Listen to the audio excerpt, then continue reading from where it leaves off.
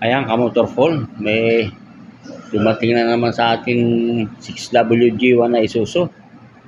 Ayan po, bali, ano to, ang trouble nito, mausok siya. Bali, no, bagong bili po ito. Nung bagong bili natin, ay wala naman po itong usok. Bali, nagkaroon ngayon ng na-stock siya ng medyo matagal. Nagkaroon na siya ng usok. Ayan, titingnan po natin, papandarin natin. Pandarin mo, Mike!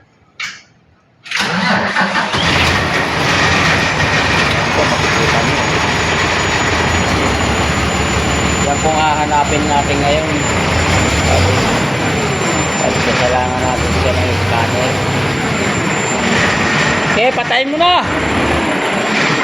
Ayan po, i-scan po natin to.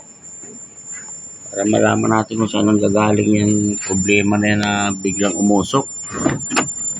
Ito po nung na-stock siya na halos isang taon na hindi ginagamit dahil maraming binili natin na unit. Ayun, na-stock lang siya na kulang pa tayo sa driver.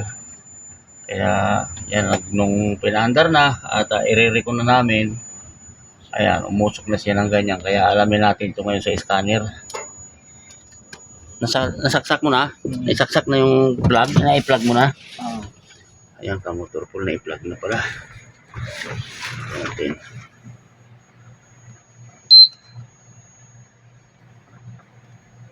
Susubukan. Antay mo yung Taiwan. 6WG1. Taiwan yan eh. Lagyan mo sa Taiwan.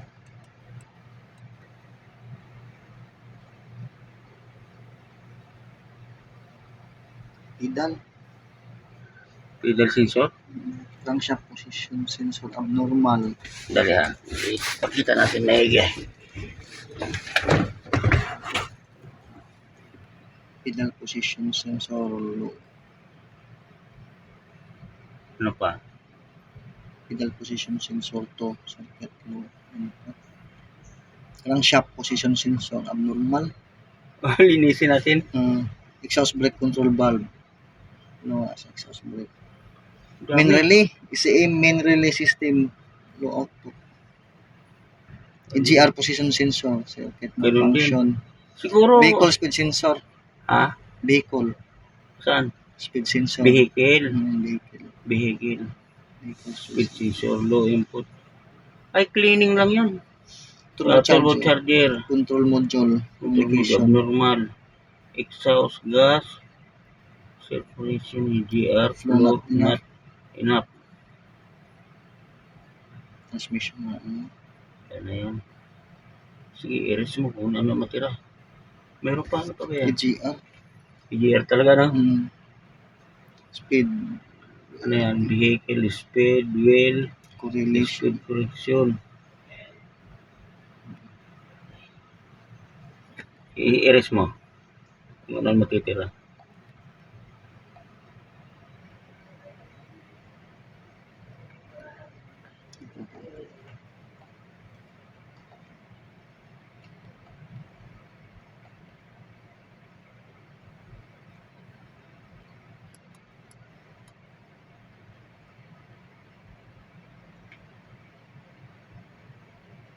Hindi na-erase?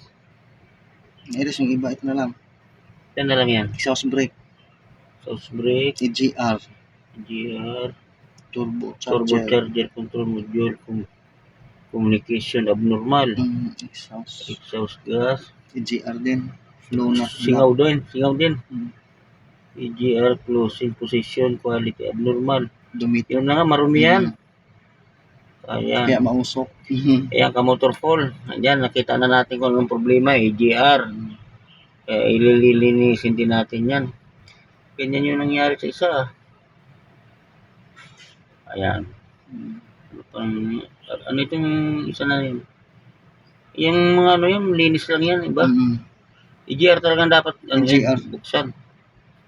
Ayan, kamotor fall. Bubuksan natin EGR. Yung iba, contact cleaner lang yan. Wala sa map sensor, wala. Ayan, kamotor fall, ano yun natin. Series pa na. Yung matitira dyan, yun ang ano, yung problema talaga. Kasi walang ABS, ano, hindi yung ABS. Okay na. Ayan, kamotor Paul. Nabuksan na, oh. Hubod ng dumi. Ayan, oh. Tingnan natin sa itaas.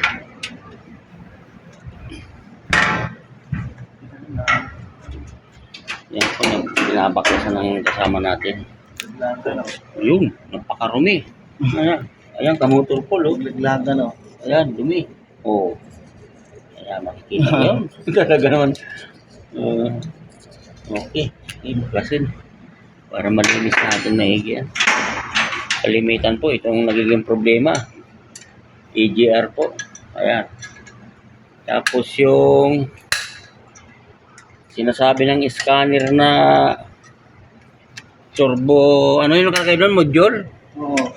Ayan po, latest na po ito. Di motor na yung ano, kuryente na nagpapatakbo. Hindi gaya ng old model na vacuum, hangin. Binabacuum po ito. Motor na po siya, yan na. Kaya yung pinaka-actuator niya, oh. Naglalaro po ng actuator, motor na. Kaya makikita niyo po. Yan ang actuator. Nakamotor siya, oh. Kaya may module sa taas po yan. Yun ang papatingnan natin sa electrician kung nagpapangsyon. Kasi ang nakalagay sa scanner natin, abnormal yung module ng ano, turbo. Ayan po, kamotor Paul, modelo natin makina na ito. Isuzu 6WD1. Ayan, nakita na natin yung EGR, grabing dumi. Bago natin pabiyahin ito, i-cleaning natin lahat yan. Ayan, dalawa pong EGR nito. Ayan isa, oh, hindi ko yung isa. Ayan dalawa, ayan ang isa, oh. Ayan, nakita ng grabing dumi.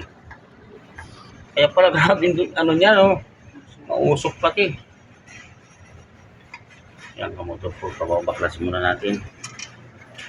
Nabaklas ng ating kasamang magaling na mekaniko. Ayan, kasama din para natin ito. Kasama natin yung trabaho. Ayan, kamotor po, tinanggal na natin dito. Ayan. Yung kabila din, kinakalas na.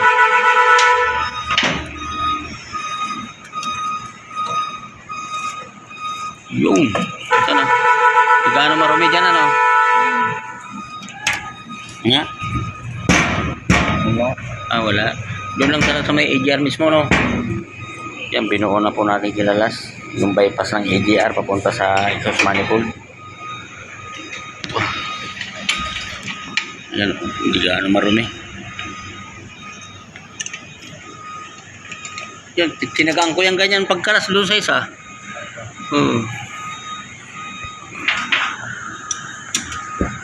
Yan na, mamaya ang motor ko, makikita natin ng check valve nito. Pinakabalbula, valve. Marumi ka motor ko. Yung kabila. Ayun. Ihaya mo yung kabila. Kabila. Yan daw. Yan, yung pinaka-check valve po ng motor ko. Bubuksan natin mamaya yung ano niya. Ang dami dito. Marami dyan, marumi. Nga. Ay, daming dumi. Dito. Build up dito. Sige. Baklasin natin kabilaan niya. Ang motor ko, mayroon pa isa doon. Yung. Kaya nga, malamang ano na. Ang motor ko, malapit na. Matatanggalan natin ng dalawang EGR. Ayun. Nakras na.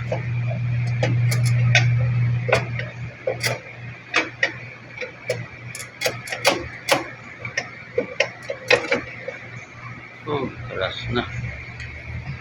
Tayong pag-aabot dahil hindi naman pwede dalawan magbaklas. Ayan, kamotor Paul. Marurumi talaga. Ayan, dito na po yung dalawang EGR.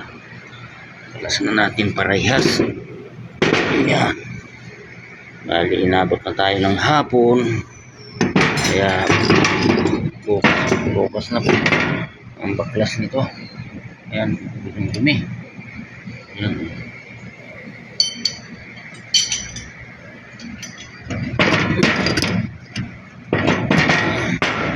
Ayan, nandiyan na po dalawang EGR. Bukas, i-cleaning na natin yan. Ayan, kamotor full. Papababara natin ang pang engine cleaning. Engine cleaner, ayan. Yung EGR natin ay malinis mahigit. Ibababad natin yun dyan. Engine cleaner ang nakalagay, Vic eh. Yun eh. Talagang dapat nakatayo pala siya, no? Yan. Ayan, tama yan. Yun. Ayan, tulo na. Tugis. Ayan, bukas ka motor full. Linis na linis yan. Ito pa. Sama mo na yan. Makati daw. Alam mo yun naroon. Makati yan.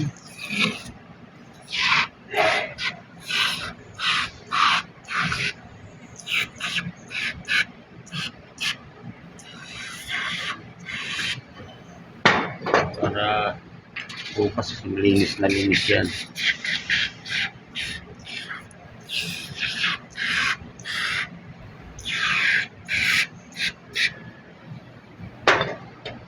Chemical ka. Shout out Mike! Oh! Karating sa Cebu na naman to. Ayan, kamotong full. Nababaran na po natin. Na. Ayan yung ano natin, oh, pangbabad, oh. Ayan, ganito lang bibilihin nyo para talagang linis na linis yung ano natin. EGR. Motor full, tinisting na natin itong EGR. Ayan. Nilagyan natin pong product dyan. Linig test natin. Leak test. Ayan. Ito po, na kumpirmado po, natuloy yung ano, product. Ibig sabihin, singaw po yan. Kaya, yan ang nangyayari. Naglo-low power dahil singaw na yung check valve. Pinakabalbula niya na naghaharang dyan sa ano, pinaka-valve seat niya. Ayan, tumutulo po yung product. Kaya lakas po ng ano, ng singaw ng ano, ng balbula niya. Kaya ayan po, simple lang ang pag-testing po niyan para malaman natin ang singaw. Ang lakas ng takas po. Ayan, pamotor po. Papaklasin natin pag isa. Ayan, testing natin yan. Matagas din, parehas sila singaw. Kumpirmado na natin na talagang yan, nandyan po sira, oh. Ayan. Kamotor full. Nalinis na po natin itong EGR na cleaning na po natin. Ayan. Para ng brand new po siya, oh. Ayan, kailangan ganito po. Lilinisin natin maigi ang surface na to, oh. Ayan, oh. Ayan, oh. Yung surface niya. Akala mo, brand new na po siya. Ayan. Ayan, pati itong mga spare parts na ito, malilinis po yan. Akala mo, brand new yung pagka-linis natin. Ayan, nakasimboli na po natin ngayon. Ayan po, pareha sila malinis. Ayan. Pareha silang dalawa malinis yan. I-simbol na natin itong valve block nila. Ayan. Ayan po, apat din yan. Ang kamotor ko, mamaya makikita natin ito na simbol na. Simbolin natin parang balbula lang ito ng cylinder head ng design, kaya lang back to back siya. Ayan, oh. Ayan, dalawa, oh. Meron sa kabila kaya hindi mabunot, kabilaan siya, oh. Gaya ng pang sa maliit na pang kotse, nabubunot ito, tanggal to. Yan po, kamotopol. Asimbuli na po natin. Yan, kamotopol. Lagay na po natin. Malablag na. Hindi ko maglagay ako magano. Oh, Set na. sa kabila, sir.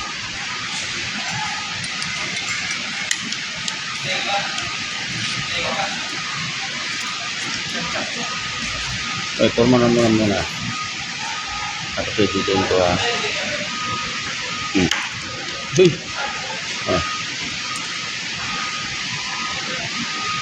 Istro mo.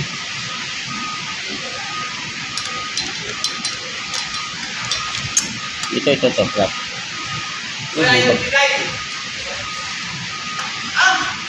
Ikaw gago. Boss, ayaw bigay. Oo, akin lang to.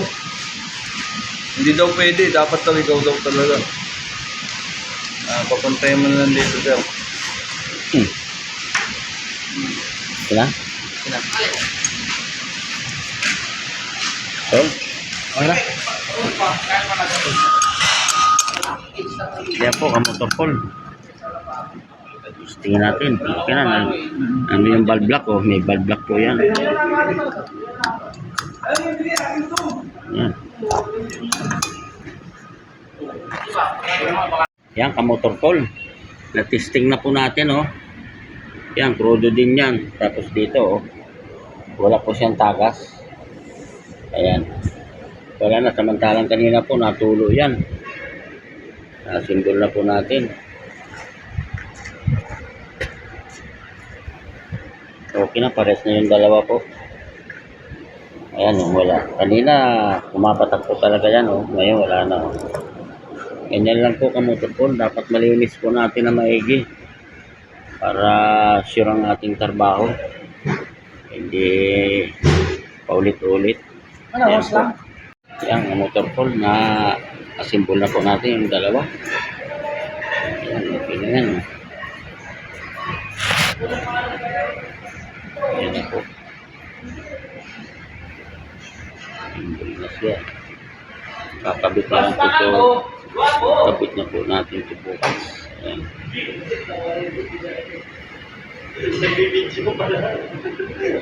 Kakabit na po natin ito bukas. Kita na natin ang andar nito. Kali may lumalabas pa. Susunod po natin yun. Yung turbo module na abnormal din siya. Kaya ito muna inuna natin. Tapos i-scan po natin ulit. Ayan. Okay na ang low power. Nag-low power po kasi ito. Bukod na sa may usok na kaunti, nag-low power siya. Malalaman din natin mga injector nito dahil natulo ng injector sa piston head. Lumalaglag na siya pero paggamit muna natin nabawasan ng usok. Ayan, kamotopol.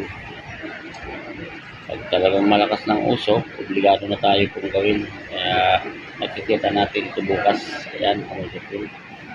Yung kamotopol, simbol na po natin. Yung EGR nya, oh, kabit na. Ayan. Ito, kabit na rin dito sa kabila. Kamotopol na ipapaandar rin na po natin ngayon. Sige my friend, paandar!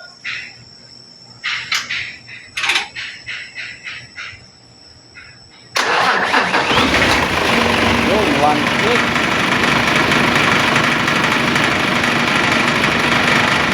Paandar na paandar.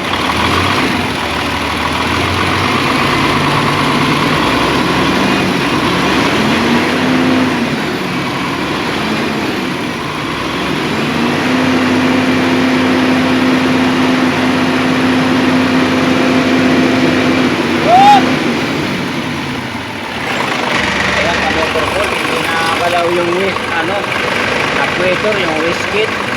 Ito pang isang problema. Yung nakalagay ay turbo module abnormal. Tingnan po natin, ipaparevolusyon natin. Revolusyon mo!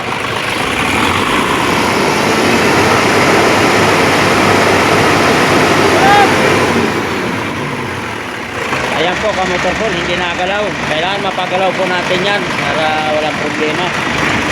Dito po yung usok niya na wala na oh. Yan, dito po yung ano.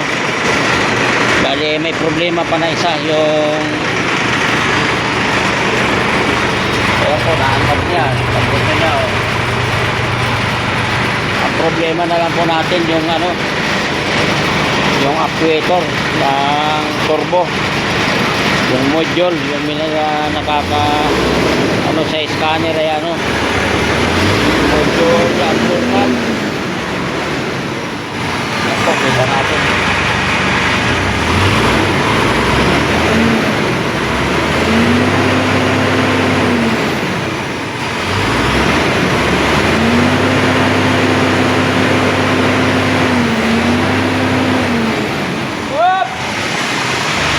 Yan, may kaunting-kaunting na lang na usok.